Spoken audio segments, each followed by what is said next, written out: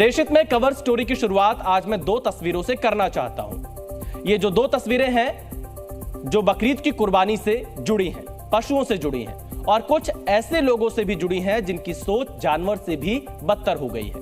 पहली तस्वीर मुंबई के पास बसे शहर नवी मुंबई की है, जहां कुर्बानी के लिए तैयार एक बकरे की पीठ पर राम लिख दिया गया।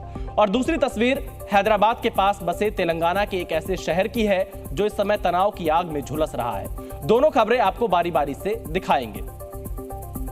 नवी मुंबई में बेलापुर नाम की एक जगह है। यहां मोहम्मद शफी शेख नाम का एक दुकानदार बकरे और मटन बेचता है। बकरीद से ठीक पहले इसने एक बकरे की पीठ पर राम लिखा। ये वो बकरा है जिसे कुर्बानी के लिए बेचा जा रहा था। यानी हिंदुओं के आराध्य भगवान श्री राम का नाम कुर्बानी के लिए लाए गए बकरे के ऊपर लिखा गया। ये वायरल स्टोरी है, आपने भी देखी होगी, लेकिन हम आपको इससे आगे की कहानी दिखाने वाले हैं।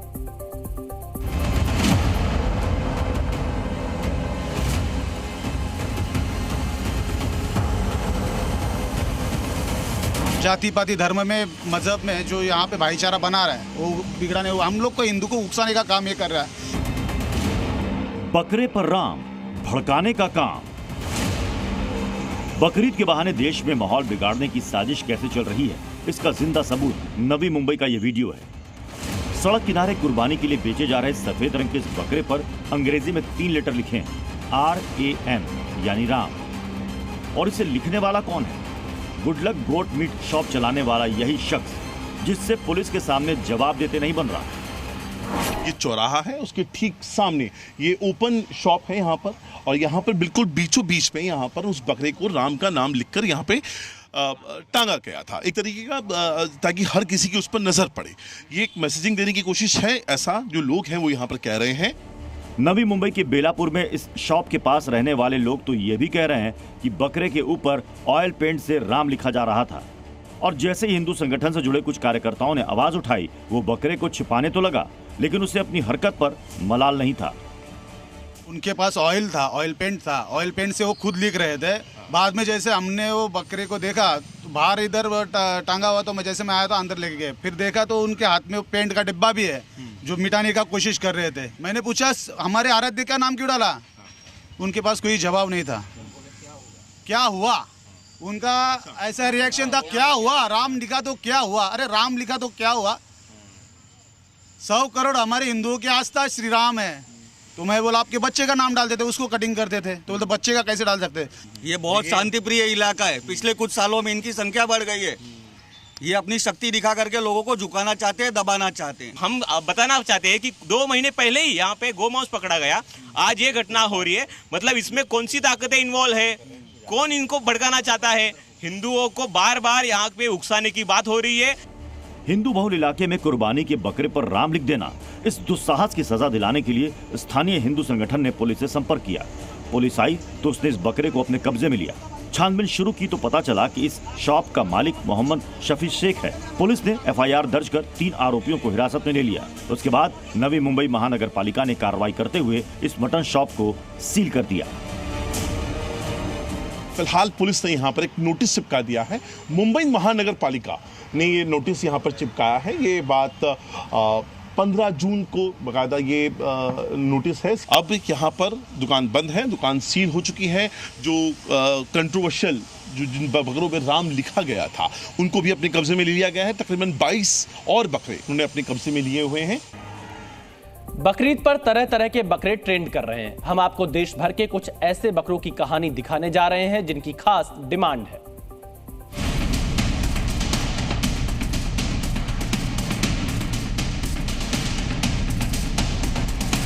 जिसकी कीमत एक बकरी की 1.5 लाख रुपए है और एक जोड़ी के 1.25 लाख रुपए है और एक जोड़ी की 1.5 लाख रुपए है। कल एक बकरा मैंने बेचा, अच्छा बहुत खूबसूरत क्वालिटी थी बीटल, वो मैंने 1.5 लाख रुपए का बेचा।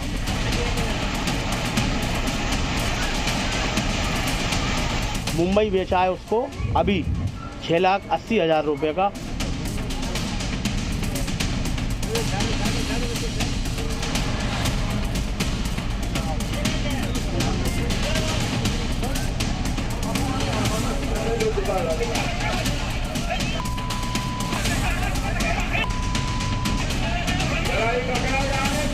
कश्मीर में आतंकियों के पूरी तरह सफाई का वक्त आ गया है। लगातार हो रही आतंकी घटनाओं से विकास के रास्ते पर चल रहे कश्मीर को आतंकी लगातार दहलाने की कोशिश कर रहे हैं। लेकिन पहले पीएम मोदी और अब गृह मंत्री अमित शाह ने हाई लेवल मीटिंग कर साफ कर दिया है कि इन आतंकियों का सफाया तय है।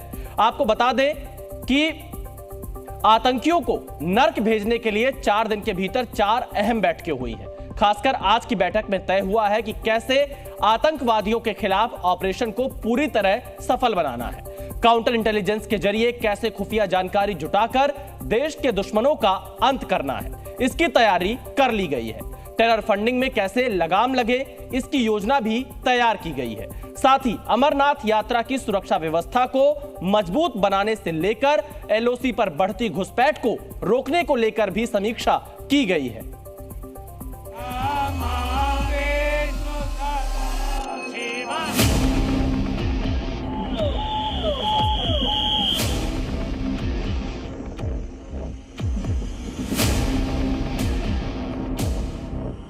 कश्मीर के अलग अलग हिस्सों में आतंकियों को उनके अंजाम तक पहुंचाने के लिए लगातार ऑपरेशन चल रहे हैं। इधर दिल्ली में भी गृह मंत्री अमित शाह ने पीएम मोदी के निर्देशों के मुताबिक हाई लेवल मीटिंग बुलाई। इस बैठक में रॉ चीफ के अलावा एनएस अजीत डोभाल और जम्मू कश्मीर के एलजी मनोज सिन्हा भी मौजूद रहे।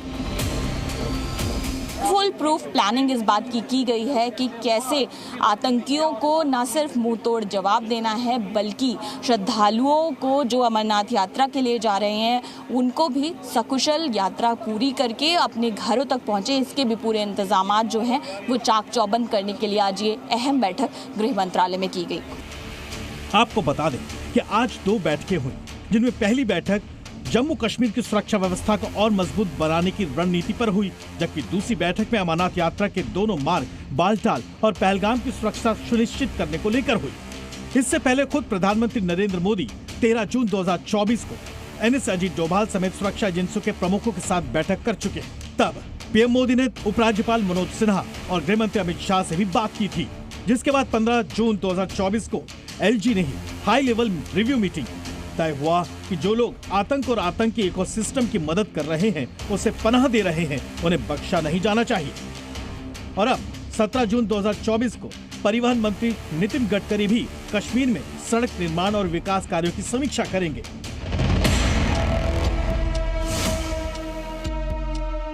आपको बता दें कि अमरनाथ यात्रा 29 जून से शुरू हो रही है। इस बार अमरनाथ यात्रा 52 दिन की रहेगी। यात्रा से पहले केंद्र ने जम्मू कश्मीर में सुरक्षा बढ़ाने के लिए केंद्रीय सुरक्षा बलों की 500 कंपनियों को घाटी में तैनात करने का फैसला किया है। सूत्रों के मुताबिक सीआरपीएफ, बीएसएफ, आईटीबीपी और सीआईएसएफ समेत केंद्रीय सशस्त्र सुरक्षा बल की 500 कंपनियों को अमरनाथ यात्रा के रूट पर तैनात किया जाएगा। खुद प्रधानमंत्री नरेंद्र मोदी भी 21 जून को श्रीनगर पहुंच रहे हैं। कश्मीर में मोदी सरकार 3.0 आने के बाद तय है कि आतंकियों के अंत का समय निकट आ गया है। रिपोर्ट जी मीडिया। एआईएमआईएम अध्यक्ष असदुद्दीन ओवैसी के भड़काऊ बोल अब अमीर अरबपतियों को लेकर बढ़ गए हैं। उन्होंने यहां ऊंची जाति के लोगों के अरबपतियों की संख्या बढ़ने और पिछड़ी जाति के अरबपतियों की गिनती घटने की बात करते हुए एक बार फिर भड़काऊ अंदाज में बयान दिया है। खास बात यह है कि इस पर सियासत भी गर्मा गई है।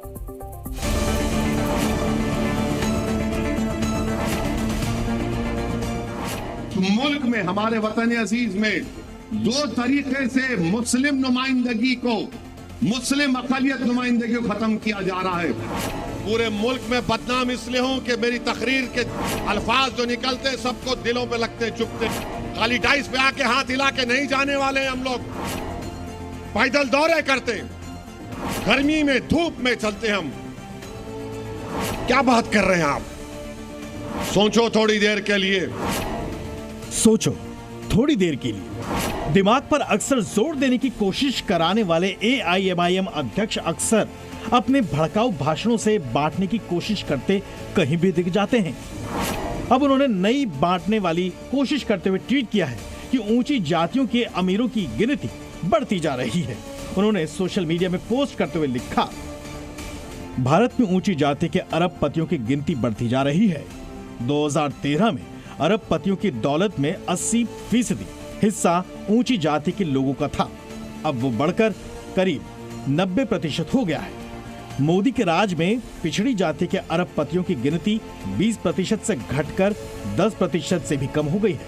असदुद्दीन ओवैसी 24 के चुनाव निपट गए, लेकिन ओवैसी के बयानों से सियासी संग्राम नए सिरे से खड़ा हो गया है। जेडीयू ने पलटवार करते हुए कहा है कि ओवैसी ये सवाल लालू यादव से करें, जबकि आरजेडी बीजेपी पर ही पलटवार कर रही है। मुद्दे को अगर उठाना चाहते थे ओवैसी साहब, तो आपको तो लालू प्रसाद जी से सवाल पूछना चाहिए कि पिछड़े वर्ग में जन्म लिए, 1 बीघा भी जमीन पुश्तैनी नहीं था, आज पटना जैसे जगह में 43 बीघा 12 कट्ठा 16 दूर जमीन कैसे हो गया। हमारे नेता तो लगातार इन बातों को लगातार बोलते आ रहे हैं कि मोदी सरकार में कौन ऐसे लोग हैं जो अरबपति होते जा रहे हैं, गरीब गरीब होते जा रहा है, अमीर अमीर होते जा रहा है, तो इसमें कोई नई बात नहीं है। जाहिर है ओवैसी के बयान के बाद अमीर और गरीब के आंकड़ों में जाति की राजनीति शुरू करने की नई कोशिश होती दिख रही है। ब्यूरो रिपोर्ट, जी मीडिया। चुनाव खत्म हो गए, बीजेपी अपने दम पर बहुमत लायक सीटें नहीं जीत पाई, जबकि कांग्रेस और समाजवादी पार्टी ज्यादा सीटें जीतने में कामयाब रही। आपको याद दिला दें कि चुनाव आयुक्त ने कहा था कि अब ईवीएम को आराम करने दें, लेकिन एक बार फिर कांग्रेस नेता राहुल गांधी ने ईवीएम पर सवाल उठा दिए हैं। ईवीएम को ब्लैक बॉक्स बताते हुए दागदार कर दिया है। अखिलेश यादव तो अगली बार बैलेट पेपर से ही चुनाव कराने की वकालत कर रहे हैं। ईवीएम सवालों के घेरे में है और चुनाव आयोग को जवाब देने आना पड़ा है।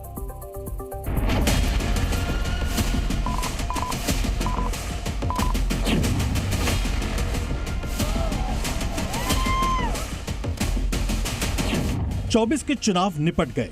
राहुल गांधी रायबरेली और वायनाड की दोनों सीट जीतने के बाद जनता का धन्यवाद भी कराए।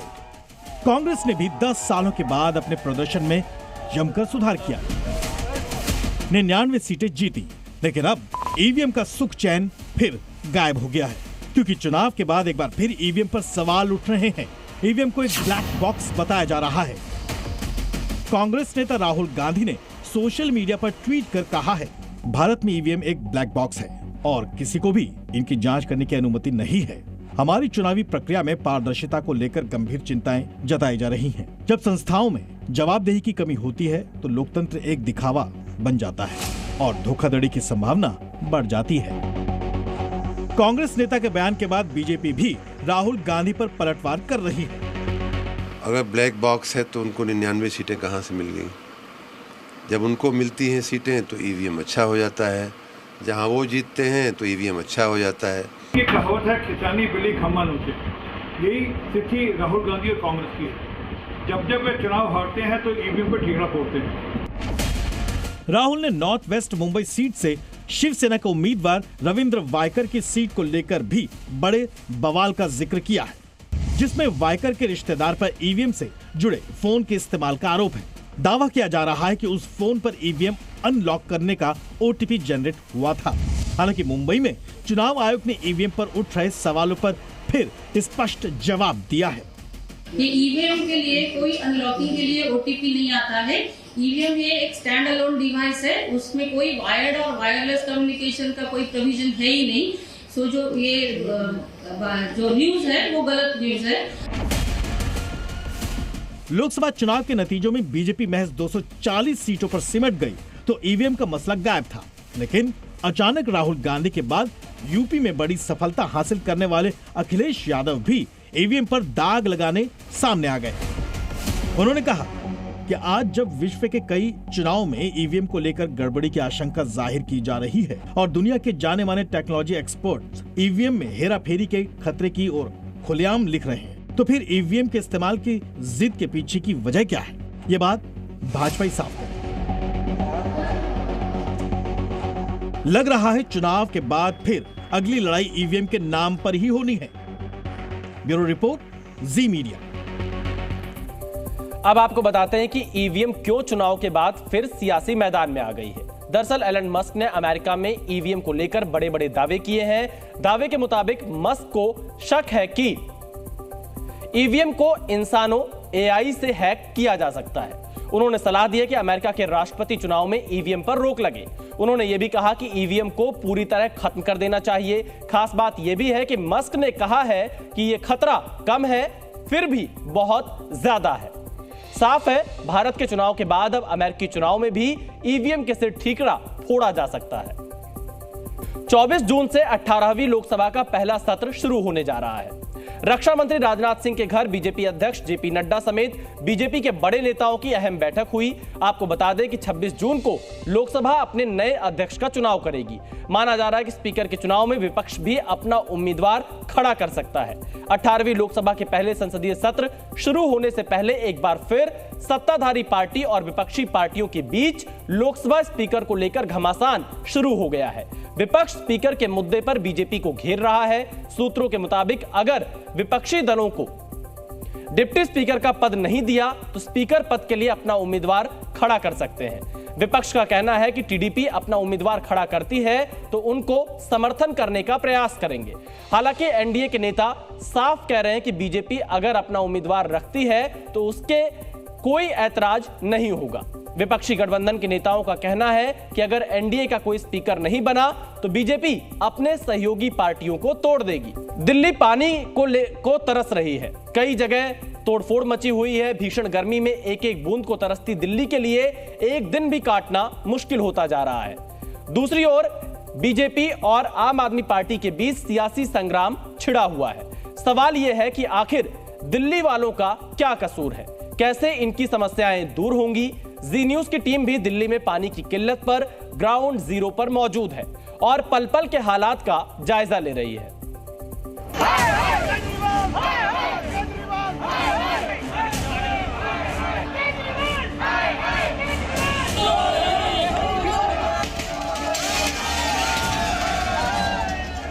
यहाँ दिल्ली में भीषण गर्मी के बीच जल संकट का सामना कर रहे लोग आपाक होते देख रहे हैं।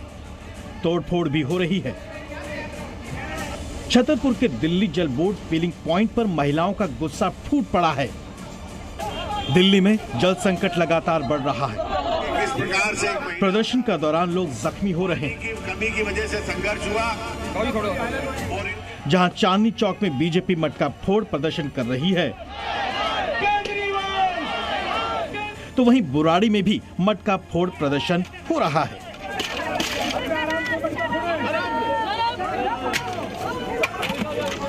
जी न्यूज खुद दिल्ली वासियों की मुश्किलों को करीब से समझने के लिए मौके पर मौजूद है। दिल्ली में पानी की किल्लत से जनता जूझ रही है और सड़क पर सियासत भी जमकर हो रही है। दिल्ली के मुख्यमंत्री अरविंद केजरीवाल का पुतला फूंका गया और सिंबॉलिक तौर पर ये सरकार का विरोध किया जा रहा है।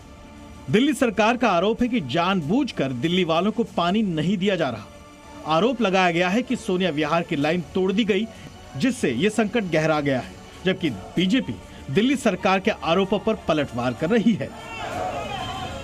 बड़े बड़े बोल्ट, 12 इंच के बोल्ट, 4-4, 5-5 सेंटीमीटर लंबे बोल्ट को काट कर वहां पर छेद किया गया था पाइपलाइन में। तो ऐसा लग रहा है कि कुछ षड्यंत्र हो रहा है। दिल्ली को पैसा मारने की साजिश आम आदमी पार्टी के नेताओं ने और मंत्रियों ने रची है। अगर एक भी पाइपलाइन काटता हुआ कोई आदमी पकड़ा गया, मैं भी कहता हूँ उस पर तुरंत कार्रवाई कीजिए, फांसी दे देनी चाहिए ऐसे आदमियों को। यहाँ पे कई सारे स्टेट्स पिक्चर में, और ऐसे में हम आग्रह निवेदन कर रहे हैं केंद्र की सरकार अगर अभिभावक की भूमिका में आकर इंटर स्टेट कोऑर्डिनेशन कर दे थोड़ा सा, तो कोई भी ताकत दुनिया की इस भीषण गर्मी में दिल्ली की जनता को जल संकट से राहत देने से रोक नहीं सकती। पुरानी आदत है अपने निकम्मेपन पर आवरण डालने के लिए, उसको ढकने के लिए ये हमेशा दोषारोपण करते हैं। कुछ लोग हैं जो समाज के दुश्मन हैं, जो इन पाइपलाइनों को तोड़ने का, सबोटाज करने का षड्यंत्र कर रहे हैं। राजनीति दिल्ली सरकार कर रही है, वो केंद्र सरकार के पास जा रही है, मिलने के लिए हरियाणा से मांग कर रही है। बजाय इसके उनको अपने अधिकारियों के साथ बैठकर क्षेत्र में हो रही लीकेज को रोकना चाहिए। एक तरफ सियासत हो रही है तो दूसरी ओर दिल्ली के गीता कॉलोनी, चाणक्यपुरी, संगम विहार, रोहिणी, बेगमपुर, सुल्तानपुरी, मंगोलपुरी और दक्षिणी पटेल नगर में जल संकट गहराता जा रहा है। सवाल है कि आखिर कब तक दिल्ली वाले 2 बूंद पानी को तरसते रहेंगे। ब्यूरो रिपोर्ट, जी मीडिया। पश्चिम बंगाल में चुनाव के बाद भी राजनीतिक हिंसा थमने का नाम नहीं ले रही है। आज हावड़ा के शालीमार में बड़ा बवाल हुआ। यहां पार्किंग को लेकर दो गुटों में जमकर पत्थरबाजी हुई। आरोप है कि टीएमसी के गुंडे अवैध पार्किंग का विरोध करने पर जमकर उत्पात मचाने लगे। पुलिस की मौजूदगी में पत्थरबाजी की गई, घर के अंदर घुसकर महिलाओं को पीटा। आरोप यह भी है कि टीएमसी के लोग पार्किंग में जबरदस्ती कब्जा किए हुए हैं और विरोध करने पर मारपीट और पत्थरबाजी करते हैं।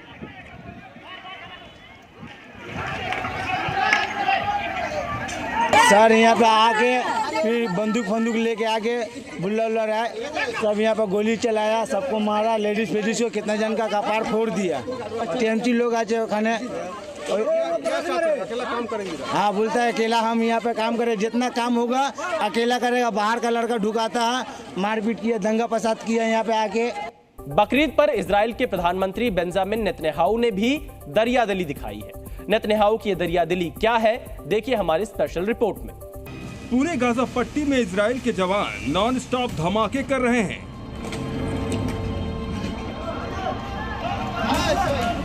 नेतन्याहू ने पहले ही ऑर्डर दे रखा है कि जब तक हमास को पूरी तरह खत्म नहीं कर देते, सेना का ऑपरेशन थमेगा नहीं। फिर ऐसा क्या हुआ कि नेतन्याहू ने बकरीद से ठीक पहले रोजाना 11 घंटे की शांति का ऐलान कर दिया। राफा में सुबह 8 बजे से शाम 7 बजे तक सामरिक विराम रहेगा, यानी हमला नहीं होगा। एक तरह से समझिए कि ये संघर्ष विराम जैसा ही है। अब इसके पीछे की वजह क्या है? ये सवाल इसलिए क्योंकि इजराइल में एक तरफ नेतन्याहू के खिलाफ अब तक का सबसे जोरदार प्रदर्शन हो रहा है, तो दूसरी ओर गाजा समेत मिडिल ईस्ट के कई मुस्लिम देशों में इजराइल के खिलाफ आवाज बुलंद हो रही है। और सबसे बड़ी बात ये कि एक दिन पहले ही इजराइल के 8 सैनिक हमास के हमले में मारे गए हैं। इसे खुद वहां की फौज आईडीएफ ने कबूला है। तो क्या नेतन्याहू हमास के हमले से डर गए हैं? बिल्कुल नहीं। नेतन्याहू के संघर्ष विराम के फैसले की वजह समझिए। इसकी सबसे बड़ी वजह है आम लोगों तक मानवीय सहायता पहुंचाना। राफा में स्थानीय लोगों तक जरूरी सामान पहुंच सके, इसलिए नेतन्याहू ने यह कदम उठाया है। दूसरी वजह ये कि संयुक्त राष्ट्र और अमेरिका लगातार संघर्ष विराम के लिए इजराइल पर दबाव बना रहा है। हालांकि नेतन्याहू पूरी तरह से संघर्ष विराम तब तक नहीं करेंगे जब तक उनकी शर्तें नहीं मानी जाएगी। सबसे बड़ी शर्त ये कि इजरायली बंधकों को छोड़ा जाए, जिस वजह से खुद नेतन्याहू अपने देश में घिरे हैं। ब्यूरो रिपोर्ट, जी मीडिया। जी न्यूज़।